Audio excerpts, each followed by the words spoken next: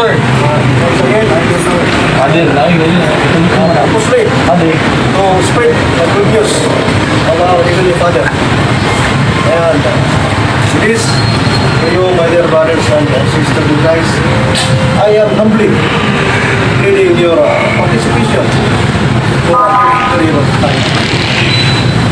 Our gospel for today is taken from the book of Matthew, chapter 6, verses 19 to 21. Riches in heaven. Do not store up riches for yourselves.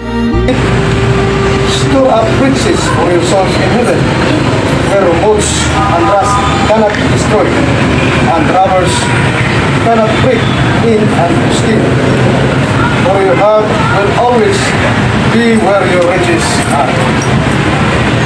My friends, the wealth on earth cannot compare to the treasures in heaven.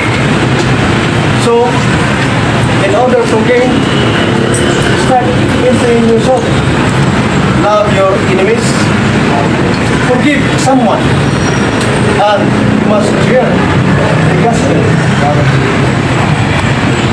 Things, it should be given away and used to help other people.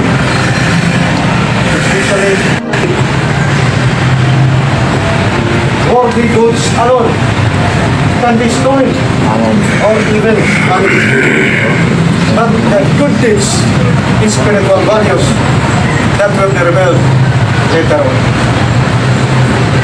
And storing up treasures in heaven as deeds of mercy and deeds of kindness that give us more wisdom, knowledge, and understanding. Again, these are the treasures in heaven. Knowledge, wisdom, and understanding. What is the difference between wisdom and knowledge? Ay kalainan sa wisdom o knowledge. Kalainan sa kaalam o kahibalo. Akong gihanyo ang atong estilo ni Diyosa sa paghatag sa iyang idea. Tungkol sa mga puro lagi. Gamay lang. Wisdom ang kalainan sa kaalam o kahibalo. Gamay na... Hindi alam. Alam. Ang kalaw.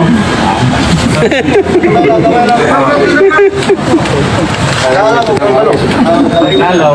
Dahil sa kibaw ko na yung paginabuhi na ito, kanunay kita mo sampik sa tuwang nabawang kagahong na Diyos, Kristiyano man tama Muslim, uban kini sa tuwang panginabuhi na tagaan kanya atong mga permitted protection sa tuwang adlaw-adlaw itong trabaho kita kanunay sa frontier sa mga dili ato matag na nga panghitabo wala kita nga panabang proteksyon sa ingon man sa atong pamilya sa uban pa mao ni akong kaalam nagawan sa itong kinabuhi sa adlaw-adlaw itong mga Madalita. Ang kaalam sa built-in, given by God. Kahibalaw, kaya mong gitunan. Muna na ibarang diri sa kalipatanong. Kaalam is built-in. Kaalam. Sa ginawa mo, kunin mong kaalam. When you are born, kaalam, gitutang sa imong utok. The will and intellect, kunin mong kaalam. Kahibalaw is imong gitunan sa diri sa kalipatanong. That's the difference between kaalam o kahibalaw. Salamat kayo sa pamilya. Pastor, ngayon mag-ito. Ito ang simple lang.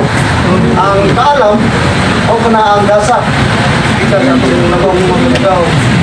Wala na itong kinikatuni. Wala na itong kansini. Lagi sa iyang balang espiritu, hindi mo kunsa sa itong pagalingon. Samtang ang kahibalo, o kiniyang atong mga kahibalo gikan sa itong pag-ispira. Ang tuon sa mga kahibalo ang atong nakapunan. Alam, tatlo nga hindi yung university pa. Wala, naganyan salamat sa inyong pagpapinaw. At ang gamay nga pagtuunan, mga tulad.